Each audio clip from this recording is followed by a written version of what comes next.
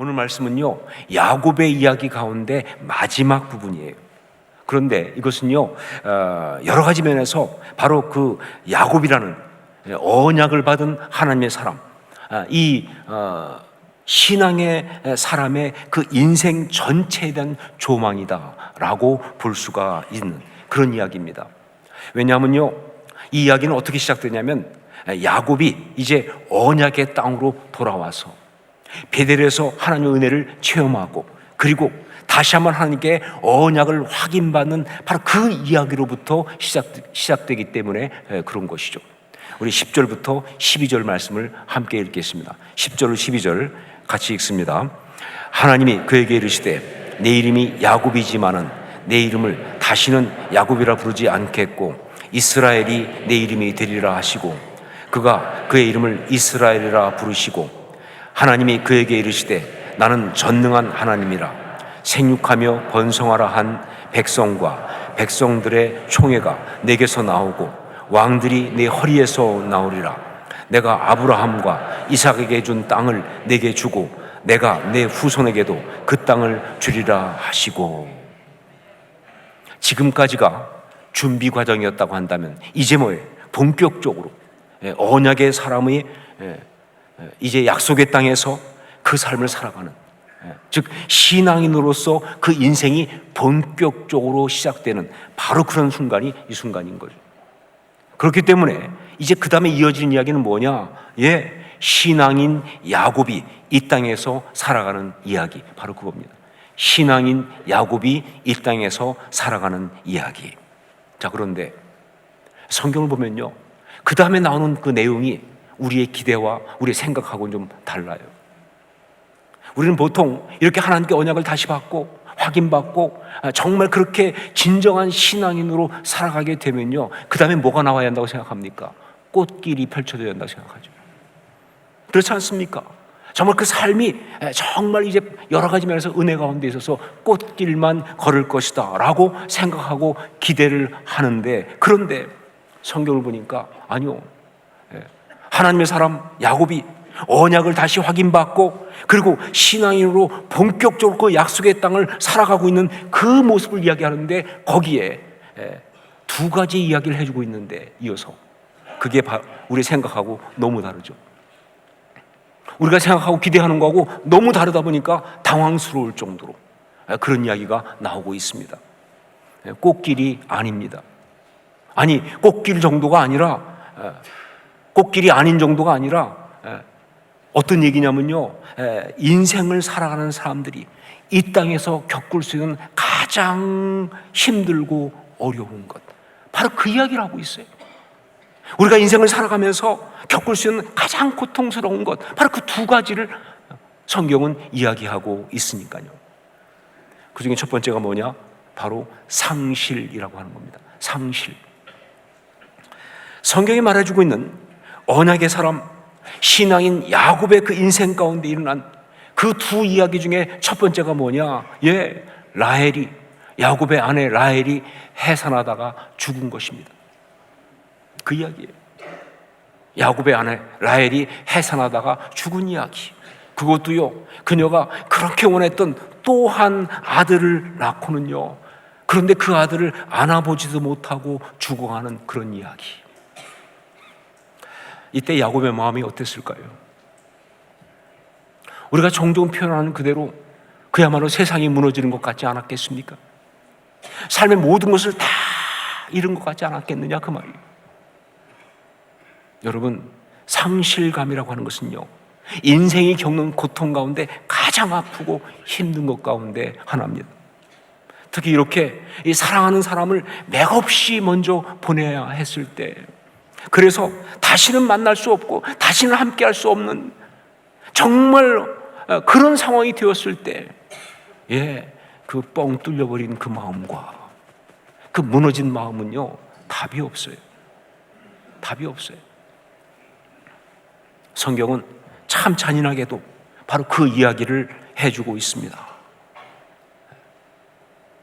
자, 그렇다면 성경은 이 이야기를 해주면서 우리에게 무슨 메시지를 주고 있을까요?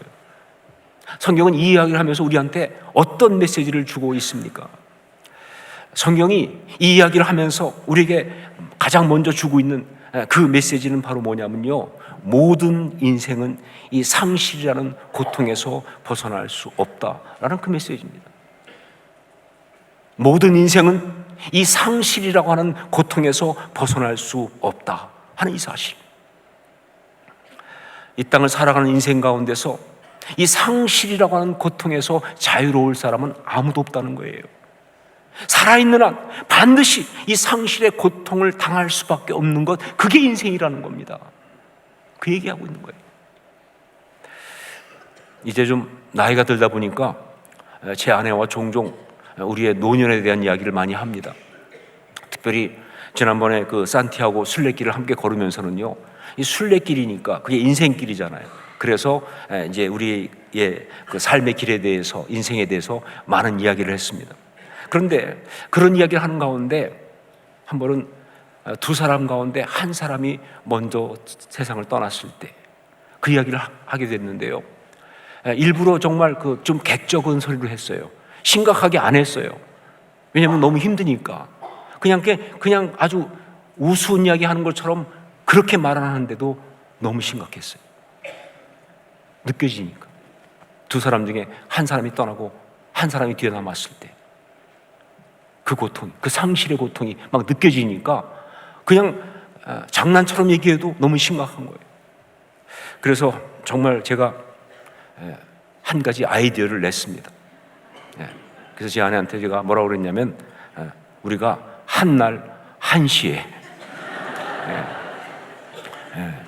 자녀들 다 불러가지고 예배 드리고, 그리고 같이 누워서 그냥 하나님께 가자. 하지만 그렇게 말하는 순간에도 우리는 알고 있었습니다. 그게 말이 안 된다는 것을. 예, 그렇죠. 상실의 고통에서 벗어날 수 있는 인생은 없는 것입니다. 작은 것에서부터 정말 삶이 무너져 내릴 만큼 절대적인 것까지 우리 인생은요, 그것을 잃을 수 있는 상실의 가능성 앞에 완전히 열려 있는 것이고요, 그리고 무방비로 당하면 당하는 겁니다. 그냥 잃으면 잃는 거예요. 더군다나 더 무서운 것은 뭐냐? 이것이 신앙인에게도 예외가 아니다라는 사실입니다. 정말 더 무서운 건 뭐냐? 이것이 신앙인에게도 예외가 아니다 하는 것이죠. 물론 하나님께서는요, 당신의 사람, 당신의 자녀들의 삶을 이 땅에서도 정말 지키고 보호하시죠. 예, 정말 신앙인의 삶을 하나님은 지키고 보호하십니다. 그러나 이것이 절대적으로 그 상실이라는 고통에서 완전히 자유롭게 하신다, 그 뜻은 아니에요. 신앙인에게는 상실이라는 건 없다, 그 뜻은 절대 아니라고요. 예, 성경에 나오는 신앙인 야곱이 그의 사랑하는 아내 라헬을 잃는 그 상실의 고통을 당할 수밖에 없던 이 이야기는요, 그렇습니다. 이 시대를 살아가는 신앙인 우리도 이 세상을 살면서 그런 상실의 고통을 당할 수 있다, 그 얘기해 주고 있는 거예요. 힘들지만 받아들이라는 거죠. 힘들지만 우리가 받아들일 수밖에 없는 이야기예요. 자, 그러면 신앙이 도대체 무슨 소용이 있느냐? 이 상실의 고통 앞에 신앙은 그냥 무력한 것뿐이냐? 아니죠. 여러분, 신앙은 우리 인생 가운데 상실의 고통이 다가오지 못하게 막는 그 부분보다는요, 바로 그 상실의 고통에 빠졌을 때, 그때 그것을 어떻게 이기고 앞으로 나아가느냐, 거기에 방점이 찍혀 있어요. 그게 신앙입니다.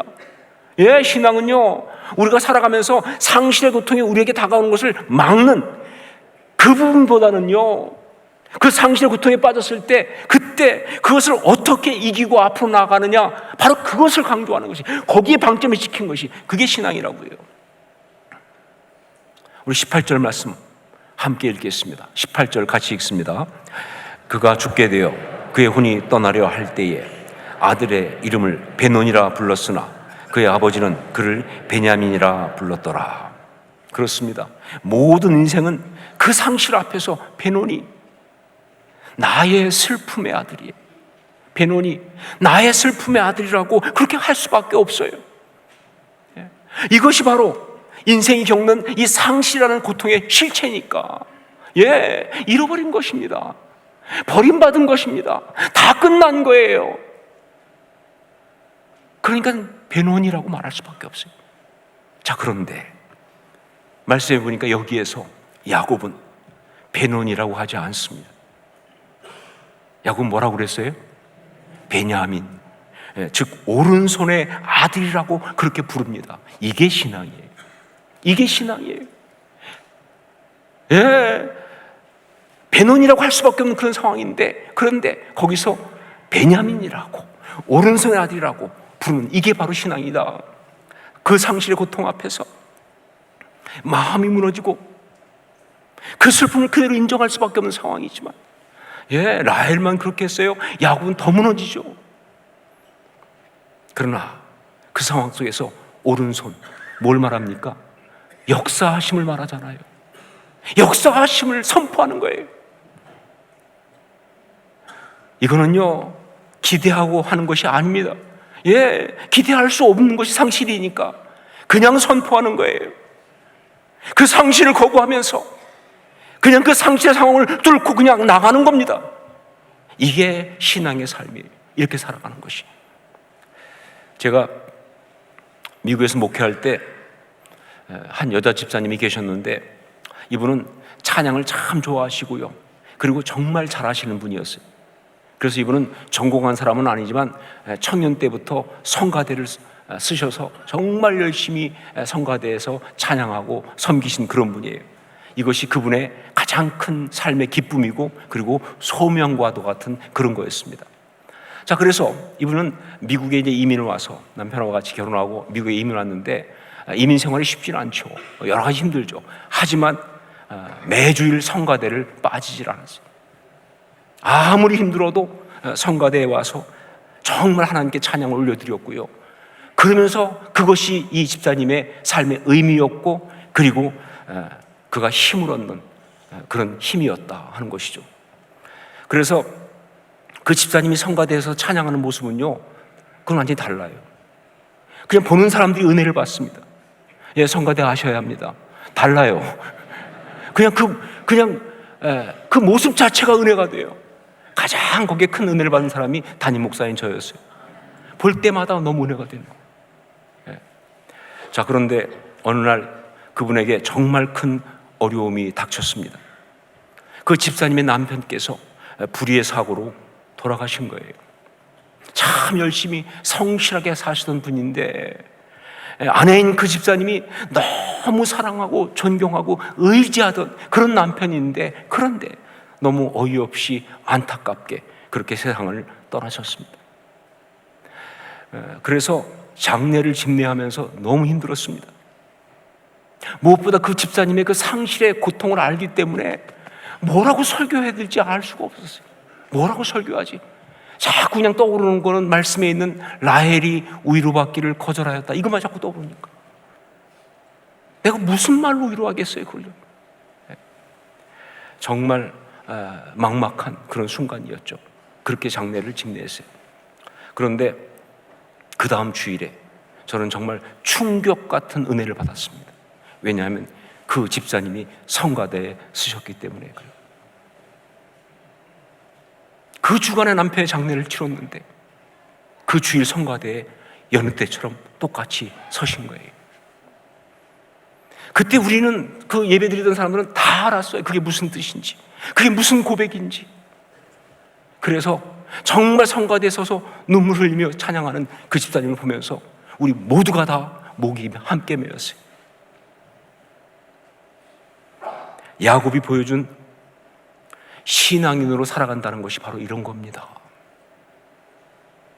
상실의 상황에서 베논이 나의 슬픔이라고 부를 수밖에 없는 그런 상황에서 그걸 거부하면서 베냐민, 오른손의 아들이라고 선포하고 고백하는, 보이지 않아요. 느낄 수 없어요. 하지만 여전히 그러나 나는 선포합니다. 여기에 하나님의 역사하심이 있다는 사실을. 그게 신앙이죠. 그렇게 선포하며 앞으로 나가는 거예요. 네. 살아있는 사람은 살아야지, 그런 얘기 아닙니다. 믿음의 걸음이에요. 두 번째, 또 한 가지, 여기 성경에 나오는 신앙인 야곱이 겪은 두 번째 고통스러운 이야기, 그건 바로 배신의 상처입니다. 배신의 상처. 우리 인생이 겪을 수 있는 아픔 가운데 정말 감당하기 힘든 그런 아픔이 또 한 가지 있다고 한다면 그건 바로 배신을 당하는 겁니다. 배신을 당하는 것. 무슨 얘기입니까? 예, 사랑하는 사람에게 상처를 받는 거죠. 사랑하는 사람에게 상처를 받는 것.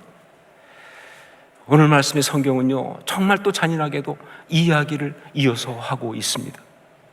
우리 22절 말씀을 함께 읽겠습니다. 22절 같이 읽습니다.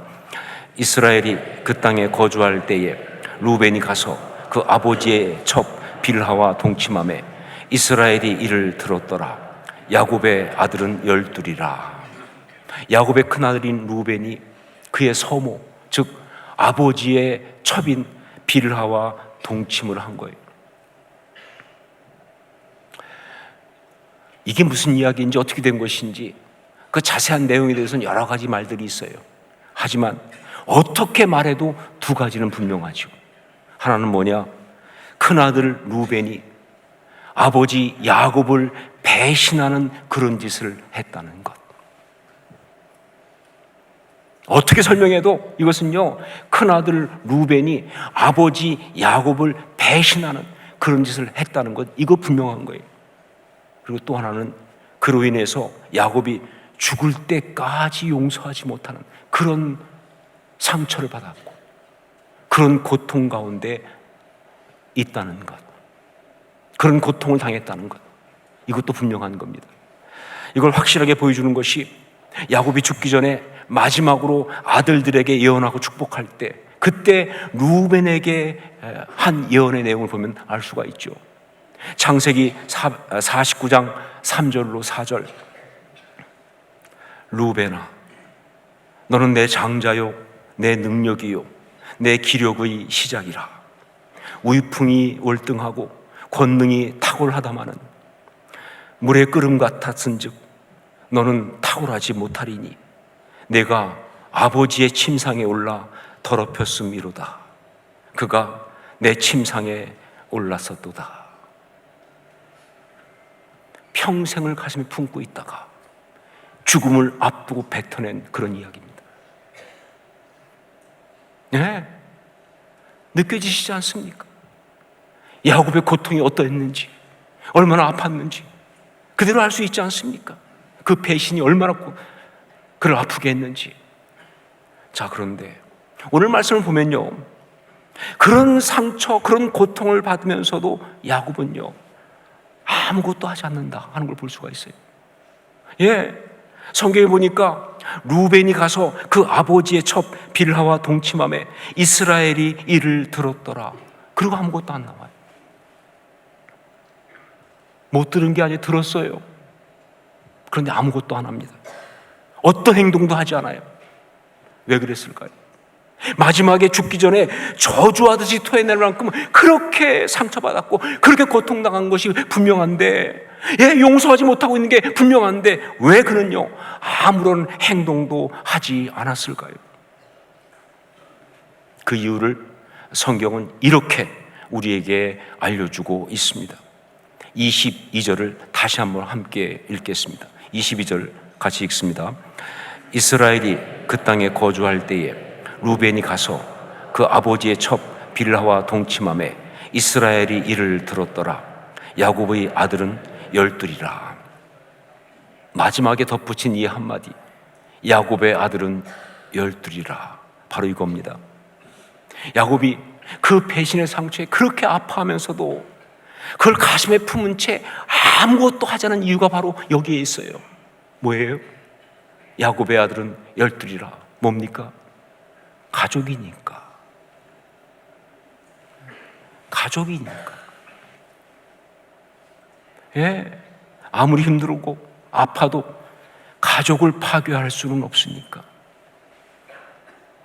하나님이 주신 이 가족은 지켜내야 하는 것이니까.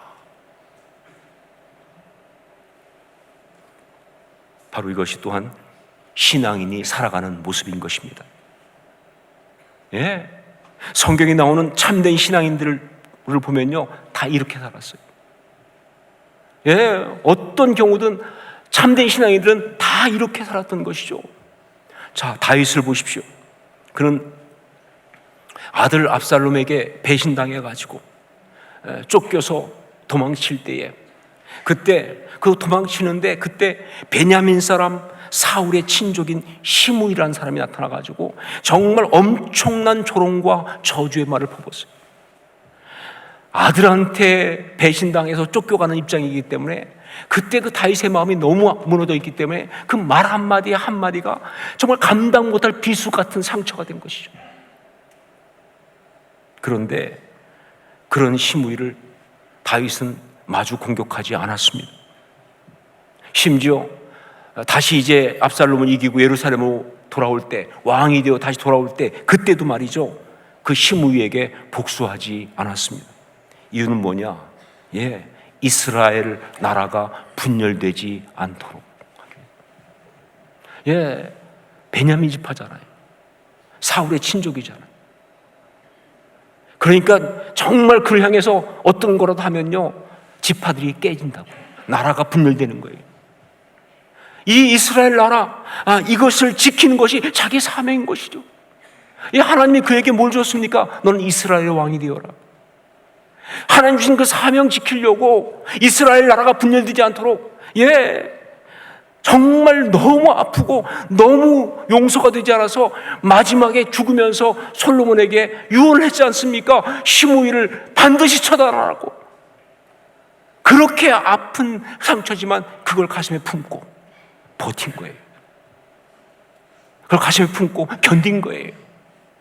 여러분, 이것이 바로 신앙의 사람이 살아가는 모습인 것이죠. 야곱도 그래서 아무것도 하지 않은 것입니다. 가슴에 그 상처를 품은 채 그냥 버티고 견딘 거예요. 자, 그러면 여기서 이런 질문이 하나 올라올 수 있습니다. 그러면 결국 야곱은 루벤을 용서하지 못한 것이 아니냐?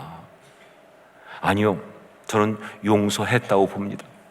야곱이 한 그게 바로 용서라고 봅니다. 그렇죠. 그 상처에 농락당하지 않고 그 상처의 공격 앞에서 하나님의 공동체 가족을 지켰으니, 정말 비록 가슴은 썩어 문드러진다 할지라도 그래도 결국 죄를 이긴 거 아닙니까? 그러니까 용서한 거죠. 용서는 그거죠. 용서는 죄를 이기는 거니까. 오늘 말씀을 통하여 야곱은 신앙인으로 살아간다는 것이 무엇인지 그것을 그대로 보여주고 있습니다. 신앙인으로 살아간다는 것이 무엇인지, 신앙인으로 이 땅에서 어떻게 살아가야 하는지 그걸 아주 극명하게 분명하게 보여주고 있습니다. 신앙인으로 이 땅에서 어떻게 살아가야 하는지, 그리고 이것은 또한 진짜 십자가 신앙이 무엇인지, 진짜 십자가 신앙이 무엇인지 그걸 보여주면서 동시에 십자가 신앙으로 사는 것이 얼마나 위대하고 아름다운지 그것을 보여주고 있습니다. 십자가 신앙으로 살아가는 것이 얼마나 위대하고 아름다운지. 여러분, 우리도 이렇게 살아야 합니다. 우리도.